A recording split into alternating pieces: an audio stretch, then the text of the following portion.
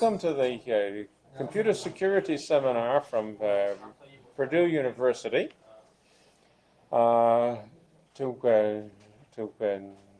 Today's speaker is from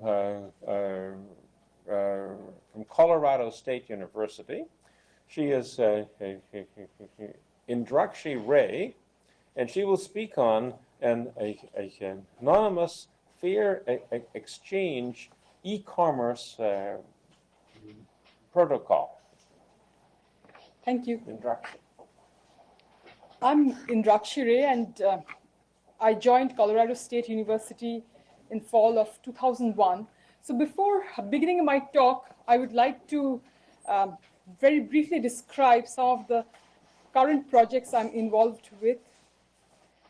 So my research spans the area of database systems, software engineering, and security.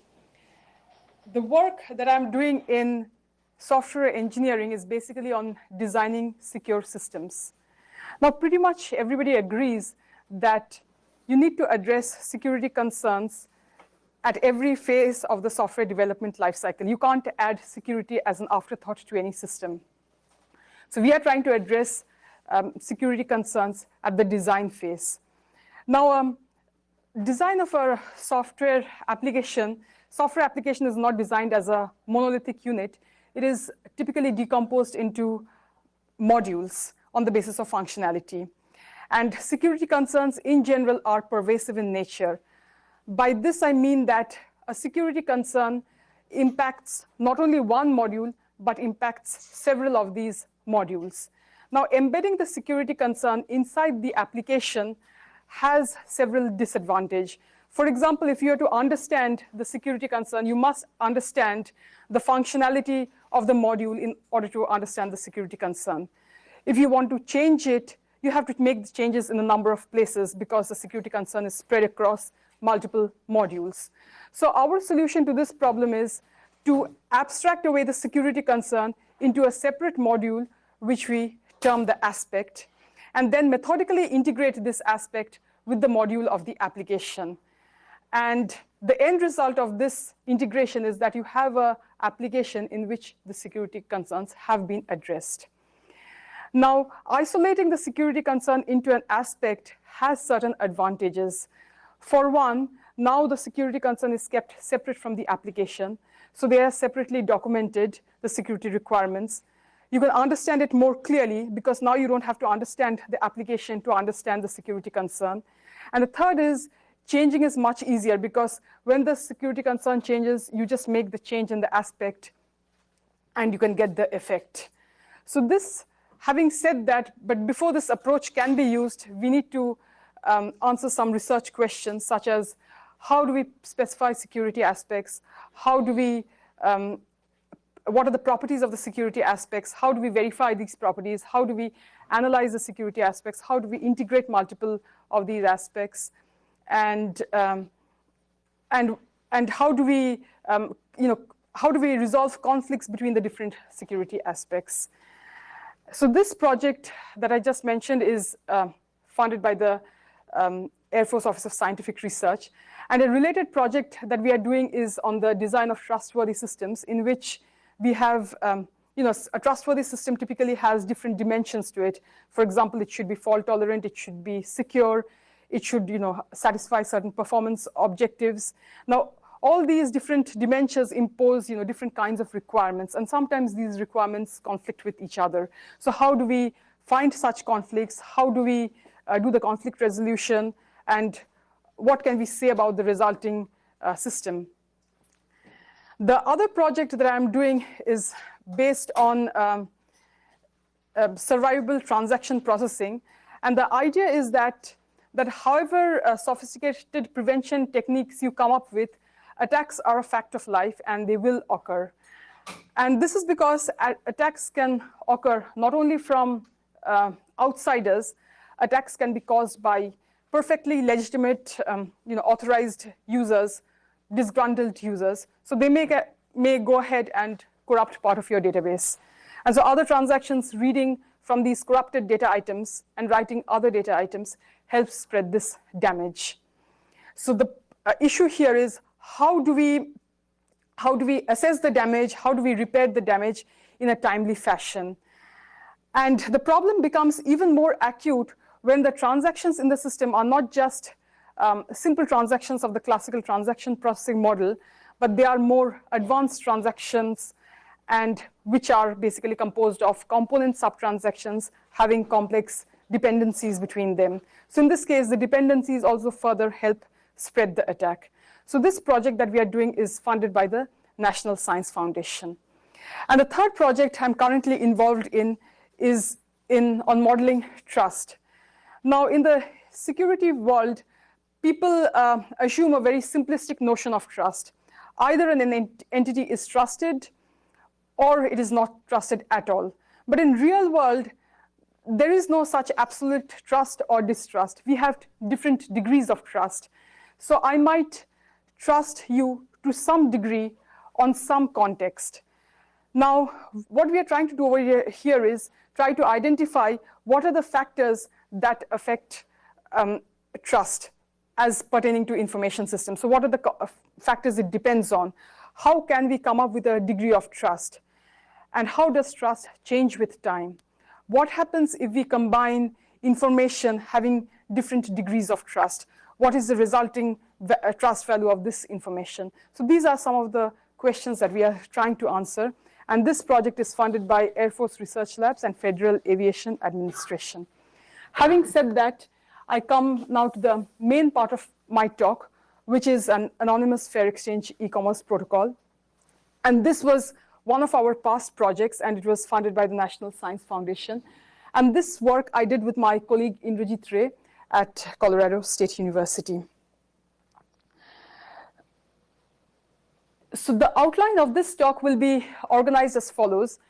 Now, we feel that a fair exchange e-commerce protocol must have three very important properties: fair exchange, cross-validation, and anonymity. And in the motivation part, I will try to explain why we think these three properties are necessary for fair exchange protocols. Next, I'll present some background. We use different types of keys in our system, so I will just describe the kinds of keys that we use. Then I'll describe the protocol, and finally conclude the talk. Now, during the talk, please feel free to interrupt me at any point if you need some clarifications. So the first property we think is very important for an e-commerce protocol is fair exchange. And by the word fair exchange, we mean that there are two parties who are trying to exchange each other's items. So the idea is that either the exchange will take place completely or will not take place at all. Now let's see why this property is needed in the context of e-commerce transactions.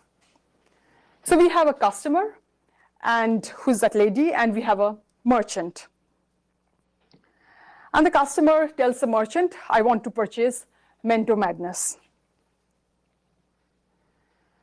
The merchant gives all kinds of assurance to the customer, saying that your financial information will be appropriately encrypted. And he also tells the customer that the cost of the product is $25. The customer duly sends an e-check for $25. So the merchant says that he was my 10th victim, bye. So the customer, she goes ahead and complains. And the authorities say, tough luck, we can't trace him. So this situation is not very uncommon in an e-commerce transaction. So unlike the brick and mortar transaction, here the customer and the merchant, either of the two parties, can disappear without a trace. So in this particular example, the customer fair exchange was compromised. So the customer parted with his gifts, with his item, without receiving the merchant's item. So fair exchange was compromised. Now, so we feel that fair exchange is needed in an e-commerce transaction, and that will ensure that either both the parties receive each other's items or none do. Now, other researchers have also said that fair exchange is extremely important. And sometimes researchers have used different terms to explain the same concept. For example, Bao has used the term true fairness. Ashokan has used the term strong fair exchange. And some researchers have argued that it's too much to expect strong fair exchange or true fair exchange. What the e-commerce protocol can do is, during the execution, it can gather enough evidence during the protocol execution such that the wrongdoer can be brought to justice. So with the evidence, the honest party can prove his case in a court of law. Now, the dispute resolution is actually outside the scope of the protocol. And such protocols are termed as weak fair exchange protocols. Now, in our opinion, weak fair exchange is really not enough for e-commerce protocols. And the reason being that the e-commerce transactions might take place across international borders.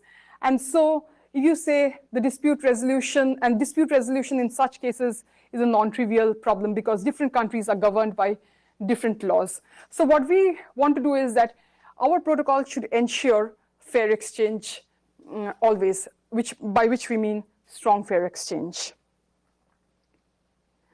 The next property that we are looking into is called cross-validation. And by this we mean that before a customer makes a payment, he must have assurance that the product that he's about to receive is the one he paid for. So as before, the customer says that he wants to purchase this product, and the merchant says it will be $25. So the customer sends a check of $25, and the merchant says, here is Mento Madness. So what can go wrong? So the merchant just simply disappears. The customer finds that this is not Mento Madness, this is just garbage. So he complains, and again he receives the same response that we cannot trace him. So in this particular scenario, an exchange has taken place, but the customer did not receive the item which he wanted. So that's why we have this next property, that somehow we must ensure that the product the customer is about to receive is indeed the one he's paying for. Now, one might argue that these two properties can be very easily achieved if we have a trusted third party. So we have the merchant, and we have the customer, and we have a trusted third party. So the merchant and the customer each send their respective items to the trusted third party. The trusted third party verifies the correctness of the items, and if so, then forwards the respective items to the parties. But the problem with that approach is that the third party is actively involved in the e-commerce transaction. So the third party can become a source of bottleneck and might even be a source of target for denial of service attacks. So the ideal solution is to do without the third party. However, it has been formally proved that fair exchange is impossible to ensure in the absence of a trusted third party. So our goal was to minimize the involvement of the trusted third party. So the trusted third party is there, and he will be invoked only if there is a problem. But in normal cases, when the parties are behaving correctly, then he won't be invoked. The third property that we think is very important for e-commerce transaction is anonymity, by which we mean that the customer cannot be linked to the e-commerce. The true identity of the customer cannot be linked to the e-commerce transaction. And let's see why this property is important. So as before, the customer wants to purchase some item, and the merchant says that it will be $25. And the customer has become clever, and he has said that I won't part with my money until I receive the product. The merchant, on the other hand, is afraid of losing, so he again doesn't want to part with his good before he has received the money. So to solve this problem, the customer provides some kind of an assurance that says that he will make the payment once he receives the product. So he sends a guarantee. The merchant then sends the product. And the customer now sends the payment. So in this particular scenario, fair exchange has indeed taken place, because now the customer has received the correct product and the merchant has received the money. So fair exchange has taken place. But the merchant infers that this lady likes Jamaican music, spam her with other offers. So the customer receives a lot of spam and complains to the authority. And the authority says that this is not spam. You once did business with the merchant. So in this case, this is a very simple consequence of breaching anonymity, but there can be even more serious consequences, because if the anonymity of the compromised, for identity thefts and things like that, it might be very important for some customers to preserve their anonymity. So this is another property we think is very important for the e-commerce transaction. So we want to ensure that a transaction cannot be linked or traced back to a particular customer. And sometimes the merchant wants to also maintain anonymity, but more than oftentimes the customer wants to maintain anonymity. The merchant, in our protocol, we can provide anonymity for the customer as well as for the merchant. But in this version of the protocol, we just discuss about the anonymity of the customer. So here, these are the three properties that we are looking at. And now we give some background on the kinds of keys that we use in our protocol. So the first kind, which we write as asymmetric keys, those are the similar kinds of keys that are used in public key crypto systems. And then we define a notion of compatibility of keys. So two keys are compatible if they share the same exponent and n1 and n2 are relatively prime.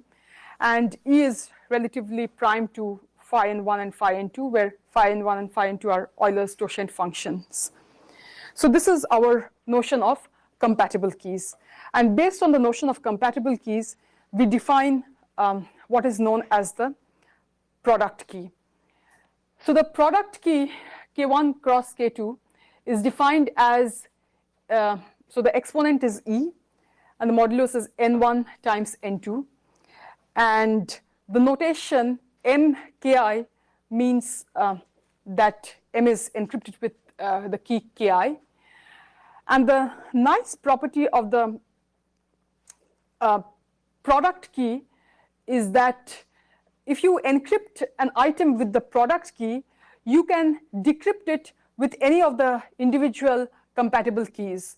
So in other words, if M is encrypted with K1 cross K2, you can decrypt it using either K1 inverse or K2 inverse. So that is one very important property of product key. And the other property is that when M is encrypted with K1 cross K2, and that is congruent to M hat K1 mod N1 only if M is equal to M hat. And this feature is used by the customer for product validation. So these are the only two different kinds of keys that we use in our protocol. And now we begin talking about the protocol in details. So we have, who are the actors? So we have the customer, and because the customer is interested in maintaining his anonymity, he assumes a pseudo identity C. Then we have the merchant, and in this version of the protocol, the merchant is not interested in maintaining his anonymity. And then we have the customer's bank, then we have the merchant's bank, and then we have a trusted third party, because fair exchange is impossible to ensure without the existence of a trusted third party. So these are the actors in our protocol. So if a merchant is interested in selling some of his product, he has to advertise with the third party. And so he sends, so the third party basically maintains a catalog of the products that the customers can buy. So the merchant must register with the trusted third party, and he sends the product M, its description, and the keys K1 and K1 inverse. And the third party checks whether M matches the description D. So the third party is effectively checking for any false advertisement claims or such things. And so the third party validates the description against the product. And if everything matches, he encrypts M with K1 and uploads MK1 to its own website. Now, this step is not part of the protocol execution because this is done every time the merchant wants to sell some item. So this is done maybe way before the actual e-commerce transaction. So it's done every once the merchant wants to advertise something new with the trusted third party. So the protocol effectively begins by the customer selecting the product that he wishes to purchase, and he downloads MK1. So MK1 means that M is encrypted with the key K1. And since the customer is interested in maintaining his anonymity, he generates a one-time public-private key pair, CI pub and CI private. And this public-private key pair is to be used by the customer for the entire duration of the transaction.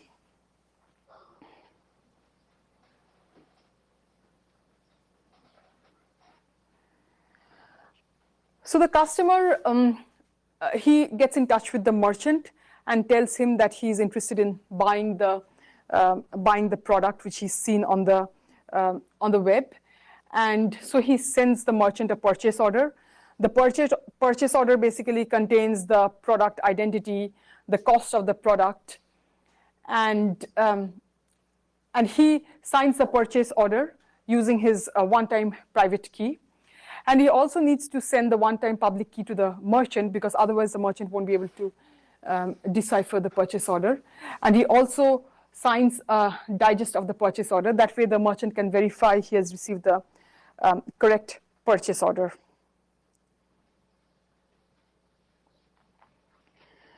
So the merchant looks at the purchase order, and if he also agrees on the terms of the purchase order, he countersigns the signed digest, and he takes the product M and he encrypts it with the product key K1 cross K2. And he also needs to send the customer his account information because at the end of the e-commerce transaction, when the e-commerce transaction is completed, the merchant's bank account must be credited and the customer's bank account must be debited. Now, the merchant can send his account information in the clear, but the problem with that is that now the customer will know the bank of the merchant. And actually, the customer's bank will get an idea of who the merchant's bank is.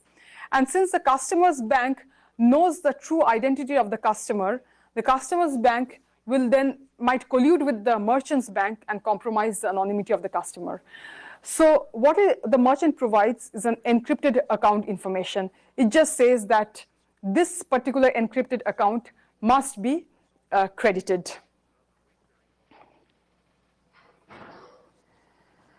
So the customer compares the downloaded version of the product. He compares MK1 that he downloaded with that he received from the merchant. And if these two compare, then he will be interested in purchasing this product. So in that case, he would need to send a money transfer instruction to the bank. So he tells the bank that his account must be debited, the amount by which his account must be debited, and that this encrypted account must be credited by this amount. So the bank debits customer's account and sends a signed payment token to the customer. And the payment token contains information such as the encrypted account, which must be credited, the amount paid, and it also contains a nonce to prevent replay attacks. And the bank also sends a signed checksum of the payment token so that we have the assurance that the payment token was received correctly. So in this case, the customer's bank knows about the identity of the customer, but he is not told about the identity of the merchant's bank or the merchant. So this is done so that the customer's bank is not able to collude with the merchant or merchant's bank. Now the customer sends a signed payment token to the merchant, and the merchant in that case forwards it to its bank.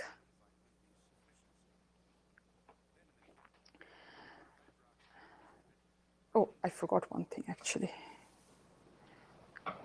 Okay, so when the customer's bank is sending the payment token, he must actually sign the payment token as well as sign the checksum of the payment token.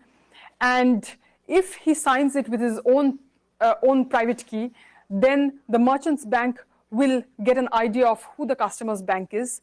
So what he does is he signs it with a group key that is common to all the banks, and that way the merchant can verify that some bank has signed this payment token, but he won't be able to know exactly who is the actual bank who has signed this payment token. So that's why B private indicates the group key that is common to a set of banks. So customer sends the signed payment token to the merchant. Merchant now forwards the payment token to its bank. Merchant's bank verifies the bank's signature on the payment token, so it understands that it is legitimate, and he is able to decrypt the merchant's account, and so he credits the merchant's account by the amount given in the payment token and sends an acknowledgement to the merchant. So he tells the merchant how much by which the amount of money by which his account has been credited.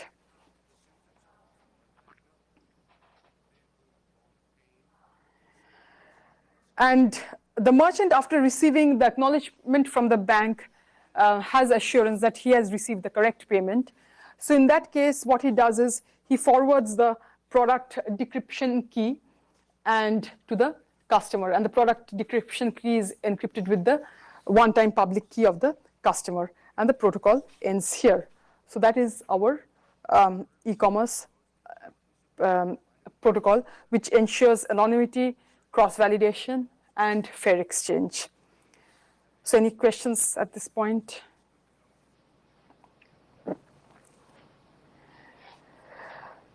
So we claim that our protocol ensures fair exchange. And how do we make this claim? Now, there are two possibilities. Either the customer can misbehave or the merchant can misbehave. So the customer can, and what are the ways in which a customer can misbehave? A customer can, a customer may not send the correct amount in the payment token. So he might send something less in the payment token. But in this case, if the customer does not send the proper amount in the payment token, the merchant bank will not have deposited the proper amount in his account. And in that case, if the merchant does not receive the acknowledgement if the proper amount has been deposited or not, he won't send the product decryption key. So if the customer sends anything less than the actual amount, the merchant does not provide the decryption key. So in this case, fair exchange is not compromised. The other possibility is that the merchant actually has behaved in the correct manner, but the customer lies about him. The customer goes and tells the trusted third party that, I have sent everything to the merchant, but I've sent the correct payment, but I have not received the item in return. But in order to go to the trusted third party, he needs to produce, all the things that he had given the merchant. So he needs to provide the purchase order, the payment token, and all these details he needs to provide the third party. The third party can verify these, that all these items are correct, and the third party can get in touch with the merchant and ask him to resend the product. If a customer receives the product multiple times, we assume that it's a digital product, and receiving the item multiple times is the same as receiving it exactly once. So in this case, the customer, when he gives the third party all this stuff, he's also giving the payment token. And so fair exchange is not compromised. The other possibility is that the merchant can behave maliciously. So the merchant might receive the entire payment, but he may not send the decryption key. So in this case, or he might disappear before sending the decryption key. So in this case, the customer again complains to the trusted third party, and when he makes such a complaint, he provides all these information, the purchase order as well as the payment token. The third party tries to get in touch with the merchant, and if the merchant cannot be contacted, then there's an escrow of the product that is resting with the trusted third party, which is M. So the trusted third party in such a case forwards M to the customer. So in this case also, the merchant cannot really get away without providing the product. So fair exchange is not compromised by our protocol. The other property that we were looking for is that the customer must, which is the cross-validation, which ensures that the customer, before making the payment, the customer will have the assurance that the product he's about to receive is actually the product he's interested in. And so this cross-validation he does with that he compares the product key MK1 cross K2 with K1. And if M and M hat are identical, then his validation will succeed. So with this, he will know whether he's going to receive the correct product before actually making the payment.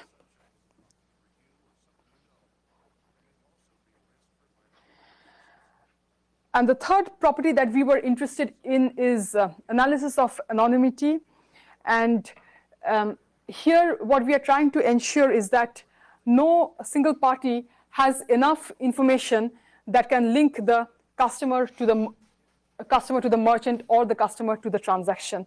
And moreover, the parties cannot collude and get this information. So now, in order for two parties to collude, they must know each other's identity, and they must also have some common piece of information pertaining to this particular transaction. And if we look at the information possessed by all the different parties, we see that it is not there. So we have so the leftmost column indicates all the information that are of interest, and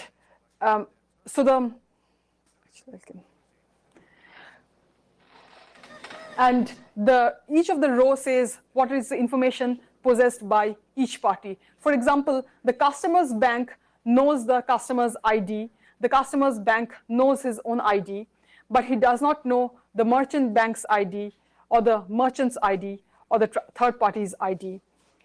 The customer's bank knows the customer's account, but he does not know the merchant's account or the purchase order, or he knows the actual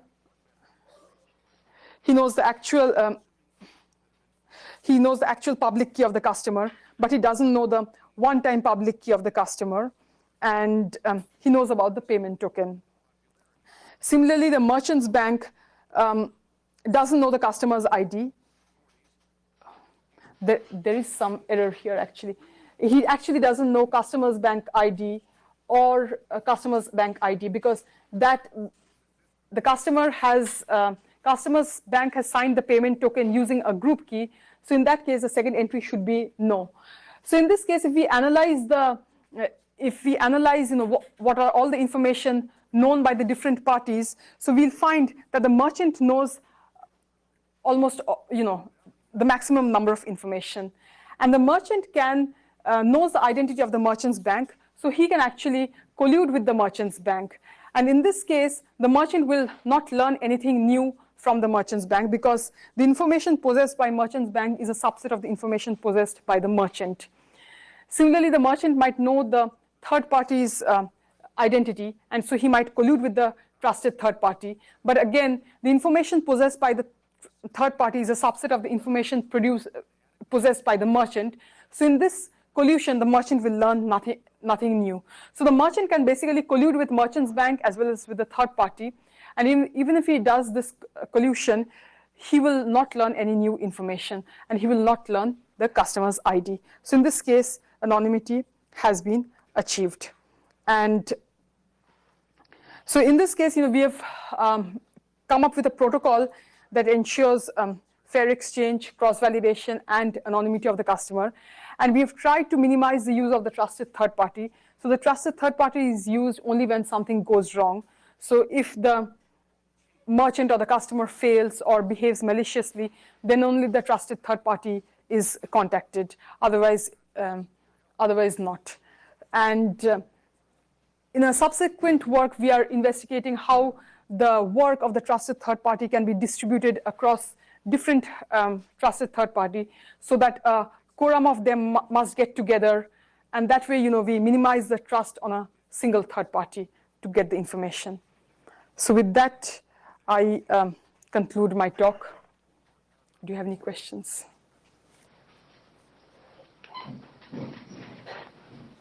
Yeah. So, so the banks are actually also third parties, and there's some trust in them. So, for example, what if the two banks are the same? Yeah, if the two banks are same, there might be, it might be compromised, yeah.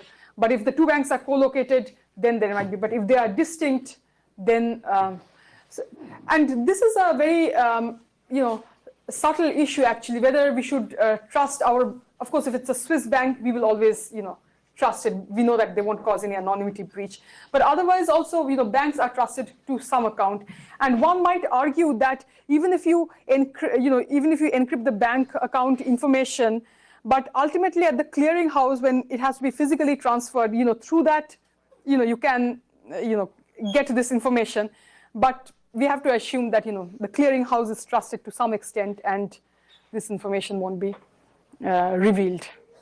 So in the threat scenarios, technically the banks are not included, am I right? Yeah. So there was malice on the part of customer? Or the merchant. Okay. Yeah. Yeah. People looked at using in this area simultaneity technologies, like, when there's no third party, but we get what we're sending to each other at the same time. And also there are mechanisms for assuring that no party is sending garbage. Yeah. Like in simultaneous contract signing, but of course you cannot use simultaneous contract signing here, but something like that. Are you talking about gradual fair exchange where something you send like that, bit information? Yeah, but bit through the bit cannot be random because you keep the other party honest through oblivious transfer and all of that. Have people done that? No, I haven't come across anything. There have been some work on gradual fair exchange, but some people argue that gradual fair exchange is also not true fair exchange because there's always one bit of difference actually. But you can try both possibilities. Yeah, both possibilities. If it's one bit, it's no big deal. It's not a big deal, yeah. So there are some work along those lines, gradual fair exchange they call it actually. Yeah. And this eliminates this third party. Right? Yeah, that in a sense eliminates the third party, yes. I'm going to maybe ask you for a reference. Yeah, but I can give you the reference of a paper. Actually, just before, I couldn't find the reference, but I have a paper which says that absolute fair exchange, and it has proved theoretically, you cannot ensure absolute fair exchange without the third party. I will give you the paper. I will send you the paper, actually. It's a very interesting paper, and they've proved it, actually. Yeah. But didn't that paper all prove it only in the sense that the gradual fair exchange doesn't work if you have computationally different people, like one person's a PDA and the other person's a powerful workstation. Gradual fair exchange just doesn't work in that cases, yeah. That's right, yeah. Yeah. Even anonymity will be hard if you look at the network traffic and stuff like that. Yeah, this one is saying that through the protocol, your anonymity won't be compromised. Actually, of course, if you install spyware, you can do so many things to compromise your anonymity. But what here we are trying to do is that through this protocol, your anonymity, anonymity in the sense of, the customer cannot be linked to that transaction under certain assumptions. We have a trusted third party. The clearing house is not going to, cause a breach of anonymity. And of course, you have to actually use some kind of anonymizer protocol, through the network end to ensure that, from your address, your anonymity won't be compromised here.